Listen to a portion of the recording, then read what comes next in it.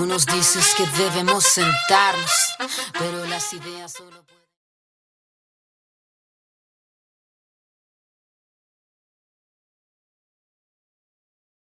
pueden... Y pues Víctor es computólogo computólogo y matemático de la FAC.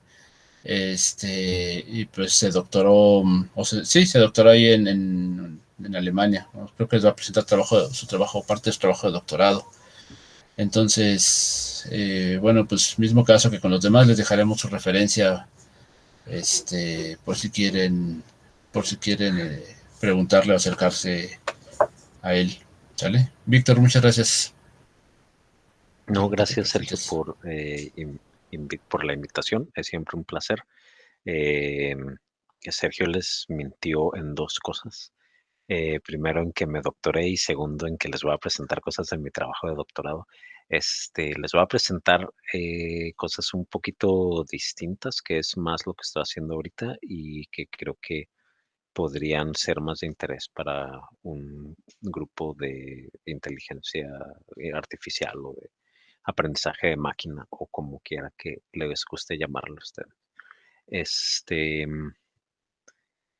bueno, algunas de estas cosas que les voy a presentar no tienen tantísimo que ver con inteligencia artificial, pero les voy a mostrar después los métodos, digamos, modernos de machine learning para hacerlo. Y les voy a presentar pues algo un poquito más de, digamos, no va a ser tan técnico hands-on como probablemente fue con Juan. Juan sin duda pone la vara muy alta, entonces no tengo código que mostrarles. Este, pero bueno, si me preguntan sobre las ecuaciones, tal vez pueda defenderme. Ok, entonces pongo mi presentación y la comparto. Ujú. Ok, entonces pueden ver ahí mis diapositivas, ¿cierto? Sí, ok, perfecto. Vale, entonces la idea de lo que les voy a hablar ahora es de extracción de una tarea que se llama extracción de información o un grupo de tareas que se llaman extracción de información. Supongo que han estado viendo en el curso las tareas clásicas de inteligencia artificial como clasificación y clustering y predicción de series de tiempo, etcétera. Este grupo de tareas se parece, verán que tienen muchas cosas en común. eh, y bueno, digamos, son un poquito menos abstractas, más para un caso de uso, para casos de uso específico. Lo que les voy a presentar es una combinación, como les decía, de métodos, entre comillas, tradicionales. Y les explico un poco cómo se hacen y de métodos más modernos. Y algunas de estas cosas las hemos estado aplicando en Semantic Web Company, una compañía acá en Viena, en Austria, donde hacemos software para análisis de documentos. Les mostraré ahorita, si con los dedos muy cruzados, un demo en vivo de uno de estos pedazos de software. Ok, entonces, digamos, la idea de la tarea de extracción de información es hacer una transformación entre un documento diseñado para humanos, así texto, como estamos acostumbrados, un PDF, un archivo TXT, y algo que sea legible por computadora. Y la forma más usual de representar esto que sea legible por computadora es como un grafo, una serie de nodos y aristas donde los nodos son de distintas clases, las aristas tienen significados especiales. Esto se puede hacer de muchas formas. Digamos, la representación en sí es muy variada. Hay todo tipo de cosas, pero una, digamos, forma, solo por lanzar ahí unos nombres por si les interesa, hay algo que se llama NLP Interchange Format, NIF, que es una definición formal de cómo se puede especificar este grafo, ¿no? O sea, cómo digamos, si yo te digo, pásame el grafo de tu documento, ¿cómo lo serializas? ¿Cómo lo haces un archivo que yo pueda leer en mi computadora y que quiera decir lo mismo que el tuyo? Y bueno, NIF es una posibilidad, hay varias. Pero entonces, ¿cómo hacer esa transformación? Bueno, esa transformación, digamos, se trata de un par de cosas. Una de ellas es, pues, digamos, crear los nodos y encontrar las aristas entre esos nodos, así a grandes rasgos. Esa es la idea. Ok, y mm, para hacer esto ponemos, digamos, se suelen plantear un par de tareas que son las que les voy a hablar, de las que les voy a hablar hoy. Extracción de entidades, reconocimiento de nombres propios y extracción de relaciones. Hay otras como reconocimiento de expresiones temporales, etcétera, que son también interesantes y tocaré brevemente sobre ellas. Ok, entonces empezamos por extracción de entidades, digamos, es como de las, digamos, más aburridas de todas ellas. Eh, la extracción de entidades es una tarea, esta es de las que no se necesita así a primera instancia nada de aprendizaje. Es una tarea cuyo input es un documento y una taxonomía de conceptos, un catálogo de conceptos ordenados, esperemos que jerárquicamente, pero bueno, no, tal vez no necesariamente importa eso, eh, donde tenemos anotados nombres de personas o nombres o conceptos que son interesantes para nosotros. El chiste es que lo tenemos ya preconstruido, ¿sí? Y con esa taxonomía y este documento o documentos, la tarea es sencilla. Se trata de encontrar menciones de estas entidades en el documento. Entonces, si mi taxonomía tiene en alguna parte, digamos, regiones del mundo y ahí está Europa, y luego tiene en alguna otra parte, no sé, mm, cabezas de Estado y en otra parte tiene políticos o algo así. Entonces, y en la de cabezas de estados está el Papa y está el zar, y en la de políticos están Metternich y Guizot.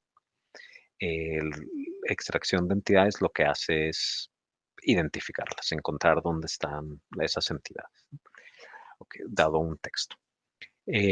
Suena como una tarea pues, más bien aburrida. Lo interesante de esto, y aquí es donde empieza la parte del grafo, es que esto, el encontrar una entidad, nos permite, si construimos el tesauro de la forma adecuada, nos permite ligarlo con otros grafos. Es decir, convierte ese string que es Guizot, que son 6 letras, Unicode, lo convierte en algo que se le puede relacionar con otras cosas. Y por ejemplo, eso es algo que se hace en Google. Cuando ustedes van y si ustedes escriben esto, François Guizot, en Google, les va a aparecer esta cajita del lado derecho, que de hecho sale de Wikipedia, ¿sí? Donde, digamos, Google sabe que esta es una persona y que es un historiador francés, que esta es su foto y tiene algunos datos sobre él. Y algunos de estos datos son, de hecho, otras entidades. Entonces, aquí ya estamos hablando de un grafo, que en este caso es un grafo que se indujo a partir de Wikipedia, donde están estas personas, ¿sí? Y estos lugares, por ejemplo, la Universidad de Génova o un lugar en Francia, etcétera, están ligados a François, a este cuate. Okay, entonces, reconocer entidades que ya existen nos ayuda a ligar este texto con un grafo. Okay. ¿Y cómo se hace esto? Pues, digamos, no es muy divertido.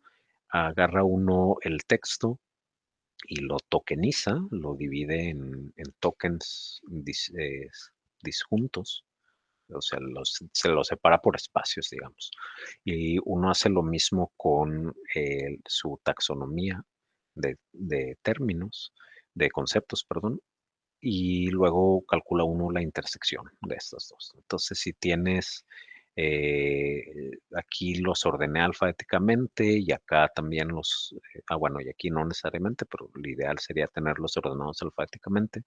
Entonces, buscar cada uno de estos, a ver si se encuentra aquí, pues es una tarea que se puede resolver súper fácil, ¿no? En términos, en n log n, en donde n es, perdón, m log n, ¿no? Donde cada uno de esos lo tengo que buscar aquí, pero como estos los puedo ordenar alfabéticamente, entonces buscar en una lista ordenada es en logaritmo de la cantidad de términos de esa lista y hago eso por el número de conceptos que tengo acá, ¿no? Entonces es del orden de n log n, es algo muy rápido de hacer y bueno, podemos usar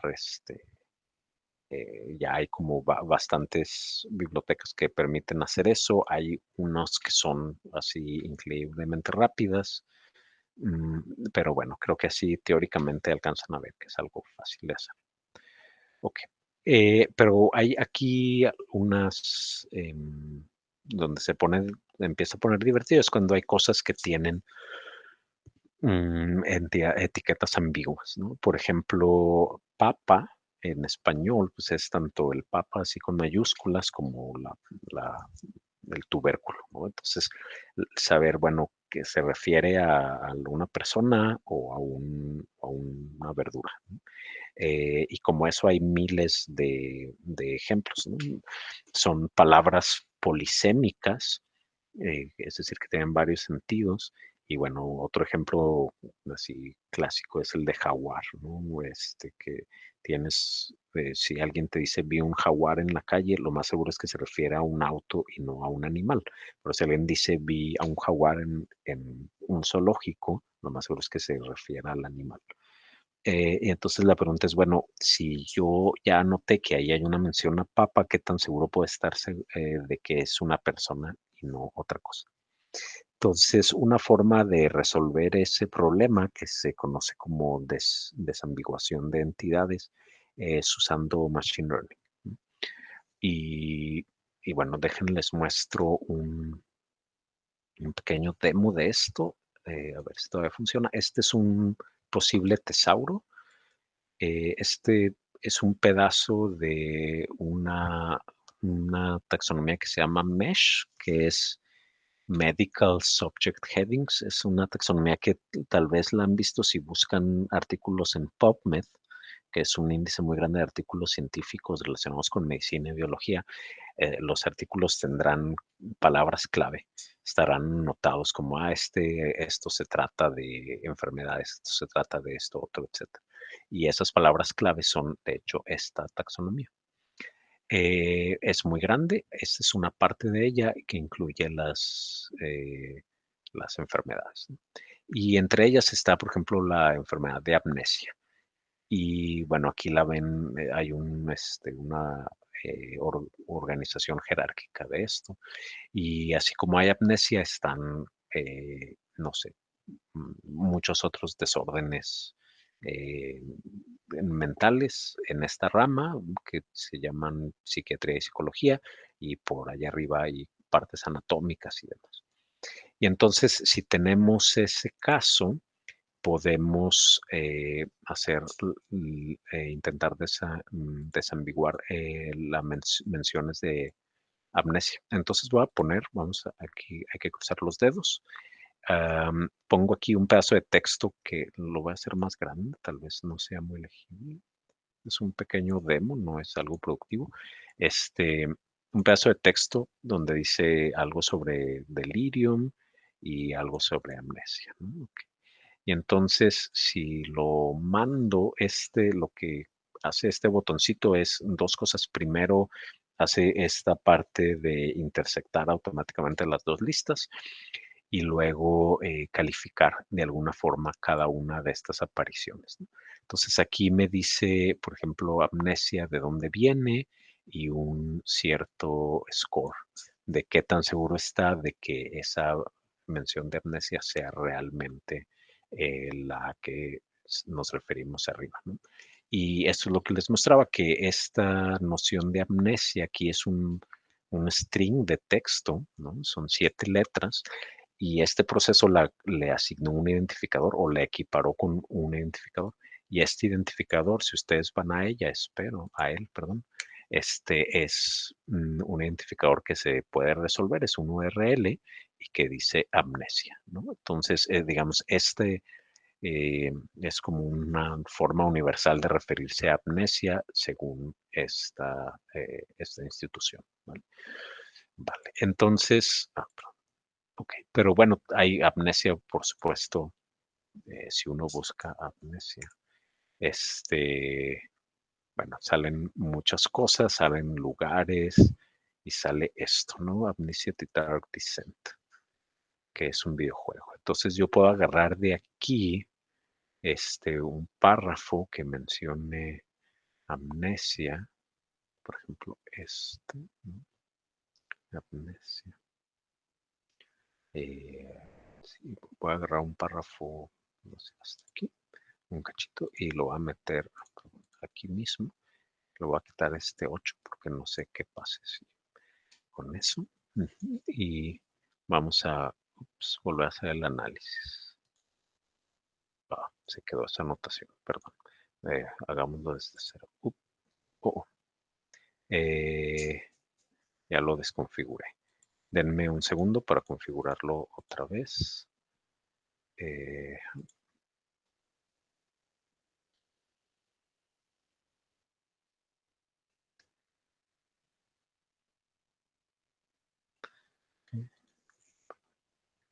¿Qué dice? Algo no le gustó.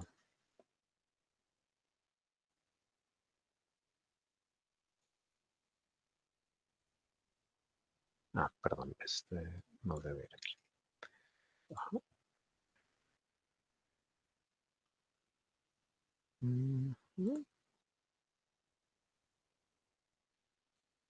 Un segundo. Es lo malo de los demos en vivo. Vamos a pegar el anterior, a ver si esto funciona.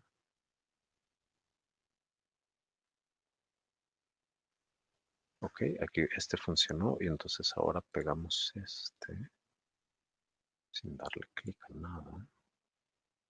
Le aquí. Ok, vale. Y cruzamos los dedos. Ok, y entonces aquí también encuentra amnesia, ¿sí? Que es el mismo identificador que vimos hace rato, el D00647, que es este que tengo abierto. Pero con una confianza más pequeña. Entonces, bueno, ¿cómo funciona esto? ¿Cómo se hace este cálculo de qué tan confiable es? Pues algo, digamos, más o menos sencillo de hacer es un clasificador. ¿Sí? Un clasificador donde tengamos menciones de palabras y las clasifiquemos en distintas clases. ¿Sí? Y entonces amnesia, eh, a partir de esto podemos clasificarla como, por ejemplo, en la categoría psiquiatría y psicología. Y entonces, si podemos, le damos un montón de ejemplos donde tenemos menciones correctas, entre comillas, de amnesia y el clasificador nos dice sí o no. Bueno, esa es una posibilidad, digamos, de las posibilidades más aburridas, pero es posible. Otra cosa que se puede hacer es tomar en cuenta los otros conceptos relacionados y buscarlos también aquí. Entonces, en este texto no hay nada más no hay ningún otro concepto que esté cerca de amnesia, ¿no? Hay esas colecciones, sets, etcétera. Pero, pero no hay delirium o cosas así como había en la otra. ¿Vale? Entonces, esa es una forma de hacerlo, como caracterizar una palabra por qué tan cerca está de otras palabras que conocemos. ¿Sí? Y hacer un clasificador a partir de eso. Entonces, si queremos hacer un clasificador para enfermedades, entonces no nos importa si menciona, no sé, automóvil o telégrafo o algo así, sino el espacio vectorial en el que representamos las palabras es aquel de palabras que conocemos como relacionadas, por ejemplo, el de enfermedades. ¿Vale? Entonces es una especie aquí de hacer a mano features, extraer automáticamente, no automáticamente, perdón, a extraer manualmente features del texto. Es una posibilidad. Bueno, ahorita en un segundo les hablo de otra un poco más divertida. Y para hablarles de eso, les platico el siguiente problema, la siguiente tarea, que es el reconocimiento de nombres propios. La tarea de reconocimiento de nombres propios es parecida, salvo que no sabes, no cuentas a priori con un tesauro, con una taxonomía de términos. Lo único que tienes es un documento y quieres encontrar menciones a cosas de ciertas clases, por ejemplo, a lugares o a personas. Pero no tienes un catálogo de de personas o no lo tienes disponible en este momento. Entonces es necesario hacer algún tipo de clasificador que te diga, bueno, cada palabra, qué tan probable es que pertenezca uno a una clase. Entonces vamos a ver. Una forma de hacer eso es fijarnos vamos a fijarnos en un enunciado ahorita, ¿sí? Y ya vemos ese enunciado X.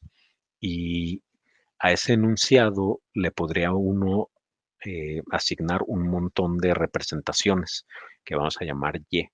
Por ejemplo, una de sus representaciones sería usando las partes de las funciones gramaticales de cada una de las palabras. Entonces, podemos buscar, digamos, hay una forma de hacer esto es con una traducción donde dice un es un artículo, espectro es un sustantivo, etcétera. Es un método fácil de hacerlo.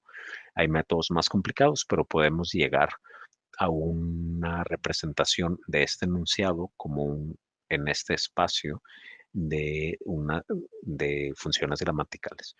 Y luego preguntarnos por una palabra, por ejemplo, por todos los sustantivos, en este caso el sustantivo Europa, preguntarnos si es de tipo loc, que es decir, lugar, o si es de tipo persona. Entonces, tenemos ya, perdón, nos estamos ahí preguntando cuál es la probabilidad de estar, de estar observando un valor particular de esta variable aleatoria. Aquí hay dos posibles, dado un valor particular de esta otra variable aleatoria. Aquí hay uno posible. Entonces, ¿cuál es la probabilidad de estar viendo un lugar dado este enunciado o una persona dado este enunciado? Y entonces, para poder resolver cuál es esta probabilidad, necesitamos saber resolver esta pregunta: ¿cómo se distribuye la probabilidad de cada una de estas secuencias dado el, eh, los distintos textos que hay adentro? ¿No? Que hay dado, digamos, los distintos elementos o valores que la variable aleatoria X puede tomar. Esa es como lo que hay que aprender. Y hay muchas formas de aprender distribuciones de probabilidad condicionales como esta. Y básicamente una forma en la que podemos pensar es que tenemos una especie de máquina de estados finitos o parecido a un modelo de Markov que tal vez hayan visto, pero una máquina de estados finitos, algo que puede estar en distintos estados y dices, bueno, de artículo hay una cierta probabilidad que después de un artículo venga un sustantivo, es de hecho bastante alta, ¿no? Y que después de un artículo venga un verbo, pues es bastante más baja, que venga un pronombre, etcétera, ¿no? Entonces, podríamos aprender estas probabilidades y una vez que tenemos estas probabilidades de transición entre parejas de funciones gramaticales, podemos estimar cuál es la probabilidad de Y dado X. ¿Y cómo estimamos esto? Pues lo podemos estimar de muchas formas. Una es simplemente ver con un enfoque frecuentista, es verlos todos en un corpus grande de texto, ver todas las ocurrencias de estas parejas, hacer cuentas y entonces sacar estas probabilidades. Es decir, pues de las 20,000 artículos que vi, 15,000 se seguían de sustantivos, entonces la probabilidad de artículo sustantivo es 15 sobre 20, por ejemplo. Vale. Y bueno, es una forma un poquito más elaborada, eso es lo que se conoce como conditional random fields, donde de hecho uno aprende estas probabilidades de transición al mismo tiempo que está resolviendo su pregunta. Es decir, es lo que llaman end-to-end training. Entonces tienes tus ejemplos de documentos anotados de esta forma y sin tener ningún conocimiento a priori de cuál es esa distribución, esa probabilidad de pasar de un artículo a un sustantivo, aprendes esta distribución de probabilidad. Y lo haces diciendo, bueno, el logaritmo de esta probabilidad va a estar dado por esta expresión donde esta matriz A es justamente la matriz del sistema, la matriz estocástica de las que les estaba hablando hace rato, de transitar de un label a otro, ¿no? De pasar de artículo a sustantivo. ¿No? Y esta O es la probabilidad de asignar un label a una palabra dada. ¿Sí? Entonces, estos son como los parámetros que tenemos y bueno, los normalizamos aquí para que todo esto sume, para que esto sea realmente una probabilidad. Y entonces, pues tenemos un montón de parámetros libres, ¿no? Tantos, este de aquí es una matriz que tiene tantas entradas como palabras por categoría función gramatical y esta tiene número de funciones gramaticales por número de funciones gramaticales. Entonces son un montón de parámetros y hay que aprenderlos. Necesitamos entonces una cantidad grande de ejemplos y cuando tenemos esa cantidad grande de ejemplos podemos estimar esto utilizando métodos como máxima verosimilitud. Entonces, esto a fin de cuentas es una, digamos, machine learning a la antigüita, así anterior a las redes neuronales y eso, mm, estaban los métodos de máxima verosimilitud, que si lo ven con cuidado, pues no es muy distinto a lo que se hace cuando se entrena un perceptor multicapa. También hay una matriz de pesos que se quiere encontrar y una matriz de biases, de sesgos de cada neurona. ¿No? Entonces, sí, si es que se lo preguntaban, sí, también se puede usar descenso del gradiente para hacer esto, ¿no? O que es lo que es retropropagación del error. Ok. Vale, pero ¿cómo se hace hoy? En el siglo XXI, ¿cómo se hace esto? Hoy en día se hace con redes neuronales gigantes. ¿No? Una de ellas es BERT. No sé si han oído hablar de BERT. Checo, ¿les has platicado de BERT un poco? No, no hemos podido hablar de redes mucho. La verdad es que todo eso lo empezamos a ver en enero. Todavía nos queda un mes de clase y eso empezamos a hacerlo en enero. Vale, ok, perfecto. Bueno, Pero entonces, les platico de BERT. a fin de cuentas, las redes neuronales, supongo que ya lo irán viendo, pues se pueden ver, son unas funciones, ¿no? Es aprender una función que agarra una entrada y da una salida.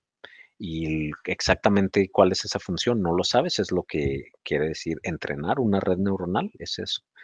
Y pues ahí, pero el chiste de las redes neuronales es que de cierta forma delimitas esas funciones, ¿no?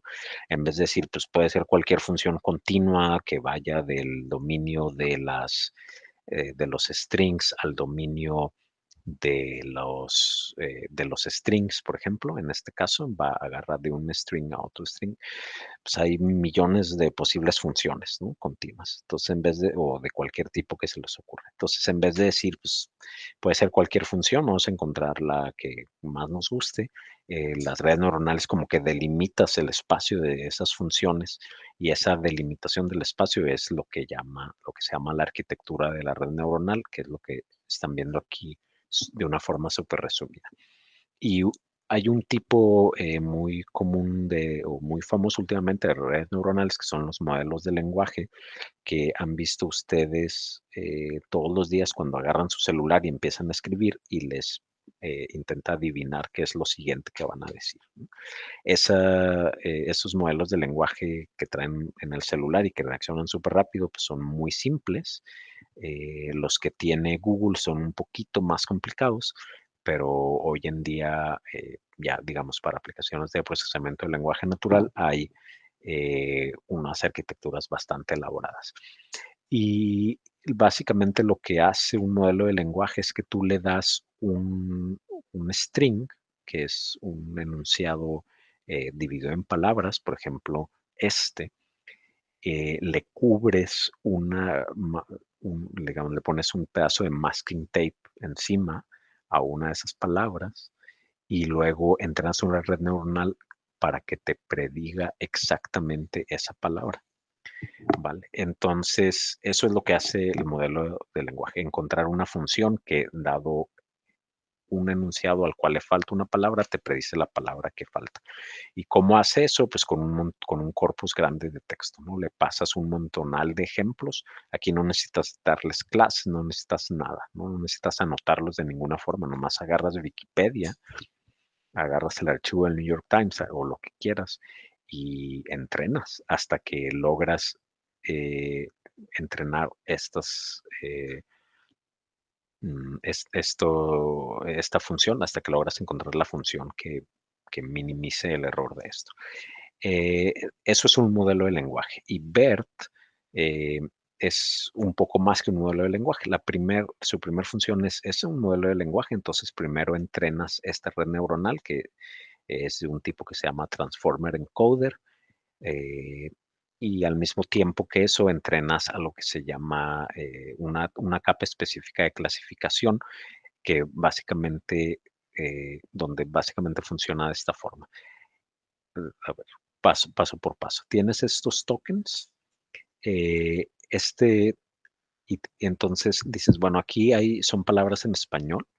Entonces, vamos a representarlas en primera instancia. No sabemos nada, todavía no aprendemos nada. Entonces, vamos a representarlas con unos vectores que les llaman one hot, es decir, que tienen una sola entrada distinta de cero.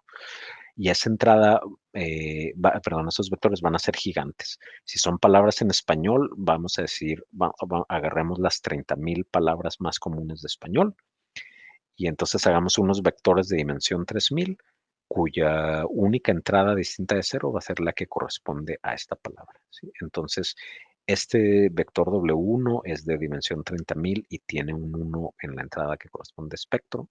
Este tiene dimensión 30,000 y solo tiene un 1 en la entrada que corresponde a C. Este solo tiene un 1 en la que corresponde a Cierne y este solo tiene un 1 en la que corresponde a Europa y esta no tiene ningún 1. ¿Vale? Entonces, estos son estos vectores gigantes. Luego agarras un embedding, de eso ya platicarán más adelante con Checo. Este embedding es una transformación entre estos vectores y un espacio de dimensión más pequeña. Lo usual es de dimensión 300 o 700, me parece que BERT usa 700. Entonces es una transformación preaprendida de dimensión 700. Entonces, de esta dimensión 30,000 a dimensión 700. La punta de estas flechas es de dimensión 700. Luego, esta es una red neuronal de una arquitectura interesante que, digamos, ya verán tal vez hacia el final del curso. Es un poco complicado, pero que tiene millones o miles de millones de parámetros libres. Y la salida de esto son unos vectores de output. Y estos vectores de output se alimentan a otra red neuronal más pequeña que es un clasificador. En este caso es un perceptrón multicapa. Y este perceptrón multicapa te da para cada uno de estos vectores de output eh, y, y cada una de las 30,000 palabras originales te dice si si ese vector de output corresponde a esa palabra o no. Entonces, este es un perceptor multicapa multiclase, digamos, donde el número de clases es 30,000 y el número de entradas es la dimensión de estos vectores. Ok, entonces este gran clasificador se entrena automáticamente al mismo tiempo que esto, usando su método favorito de descenso del gradiente. Lleva muchísimo tiempo etcétera, y lo único que hace es lo que hace su celular, predecir cuál es la palabra que falta aquí, ¿sí? Vale. Una vez que tienes esto entrenado, le cambias esta capa, ¿m? Y ahora dices, ahora no quiero que me prediga cuál es la siguiente palabra, sino quiero que me prediga de qué clase es esta palabra. Entonces, en vez de ser un clasificador que clasifica en 30,000 clases, una por cada palabra del español, es un clasificador que clasifica en 20 clases, una por cada tipo de lugar, por cada tipo de entidad. Por ejemplo, lugares, personas, organizaciones, frutas, libros, etcétera, ¿no? Entonces tú defines tus 10, 20 clases que son de tu interés y entonces ya solo tienes que entrenar este clasificador. Este de acá lo dejas fijo. Entonces, tan lo dejas fijo que puedes bajarlo de internet. Si ustedes usan Python, busquen en internet Hugging Face Transformers y van a encontrar, pueden bajar esta parte de la red ya entrenada completamente y solo le tienen que poner otro cacho encima para su tarea específica, por ejemplo, encontrar menciones de lugares. Y esta misma arquitectura pueden ustedes modificarla en el caso que les ponía hace rato de papa, las dos acepciones de papa, para decir, bueno, quiero menciones de personas y entonces, o de frutas o de verduras, por ejemplo, ¿no? Eh, entonces, este es un método moderno que resuelve dos problemas. Uno es encontrar nombres propios, por ejemplo, decir Europa, este nombre propio se refiere a a un lugar, y otro es eliminar la ambigüedad en el reconocimiento de entidades. Todo con una sola arquitectura de redes neuronales y solo hay que reentrenar una parte final de ello. Entonces, esto está padre. Bueno, eh, si me dan 2 minutos, les platico otra cacho más de redes neuronales y luego pasamos a las preguntas.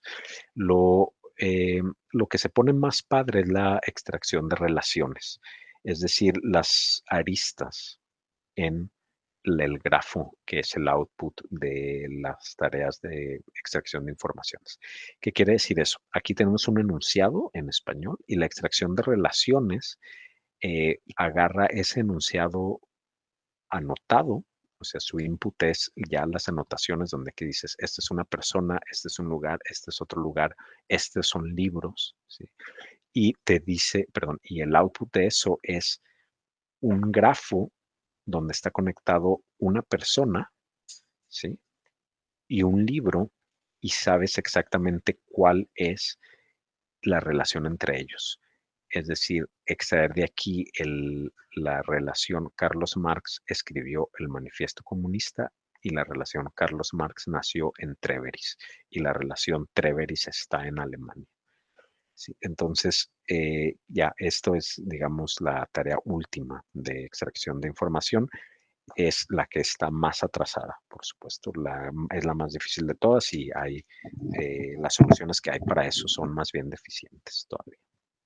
Y una forma de hacer esto es usando otro tipo de redes neuronales que son las memorias largas de corto plazo bidireccionales, by LSTM. Son parecidas a BERT y son unas redes neuronales convolucionales, se llaman, porque van recorriendo el texto como si fuera una secuencia, ¿sí? Entonces tienes una secuencia grande de caracteres y van pasando por cada carácter uno a uno y computando una serie de funciones y la salida de todas esas funciones, por un lado, te da una probabilidad, por ejemplo, en este caso, de haber observado un enunciado de tipo persona, nación, lugar.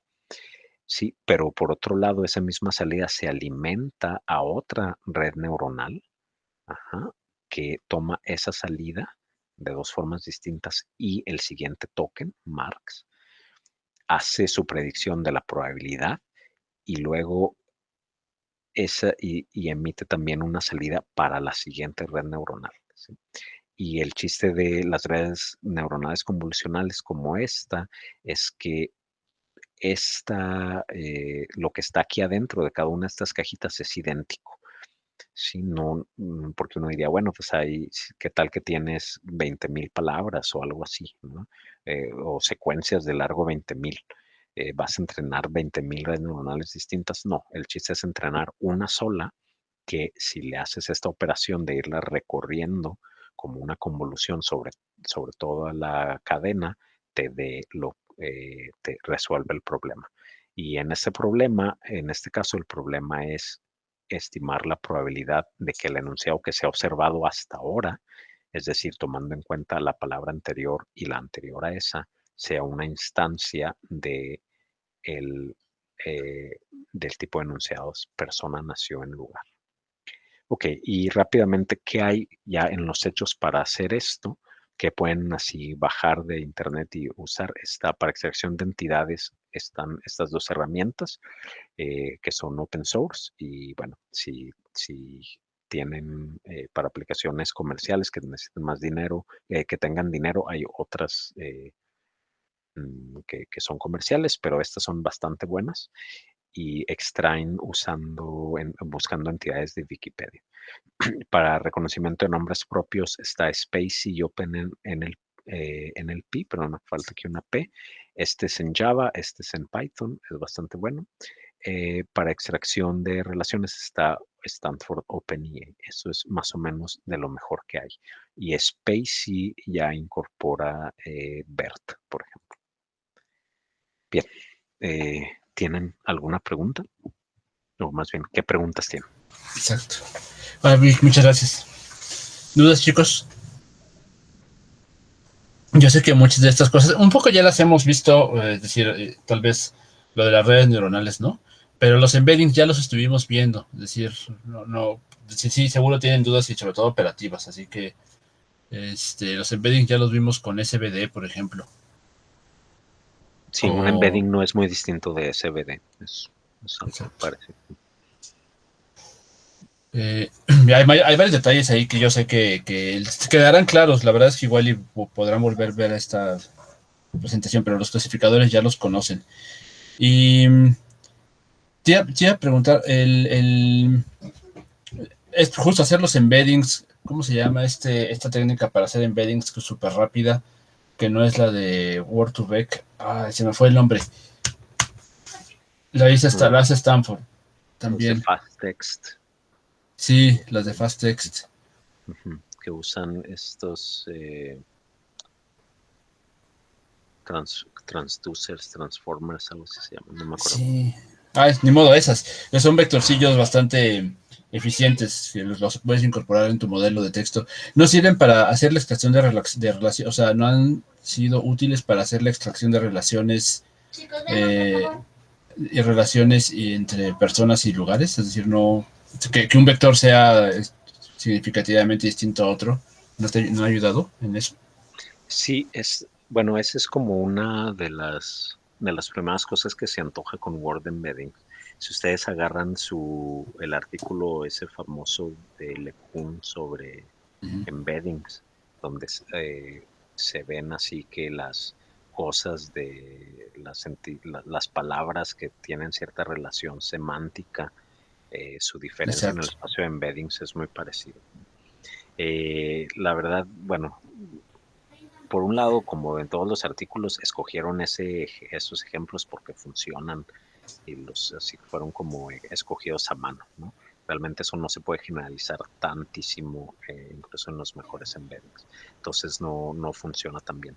Pero sí es algo que se ha como intentado hacer, clasificar los enunciados basándose en los vectores de diferencia entre las entidades. No funciona muy bien. Y el otro es clasificarlos como segmentos en el espacio de embeddings, ¿no? Secuencias de segmentos, quiero decir, ¿no? Tienes un vector que va de la primera a la segunda palabra, otro de la segunda a la tercera, así, ¿no? Entonces hace ahí como una figurita e intentar clasificar esas figuritas con los ángulos que van formando entre cada paso y cosas así, ¿no? Ese es otro. Y hay un trabajo padre al respecto en Wikipedia. Y bueno, esos funcionan un poco mejor, pero la verdad que los embeddings así tal cual no No son la está. panacea que creía. Que prometieron. Ah, órale. Está bueno saberlo. Está bueno saberlo porque, bueno, digo, igual es otra plática para otro momento, pero ocupar árboles, o sea, tener como encajes o representaciones de árboles podría servir más, pero en realidad más bien es una idea que o sea, se me estaba ocurriendo ahorita. No sé si los chicos tengan alguna otra duda. No, pues bueno, aquí les dejamos su correo, lo subo esta plática para que la puedan ver. Y pues por lo pronto te agradecemos, Vic. Muchas gracias por la presentación. Un placer, un placer. Cuando quieran, ahí me escriben. Seguro. Muchas gracias, Vic. Órale, pues. Bueno, y a todos, pues muchas gracias por estar acá y pues tengan unas bonitas vacaciones. Nos vemos regresando en enero. Y bueno, pues cualquier cosa nos vemos, platicamos la semana que entra por si tienen dudas en su proyecto o tarea.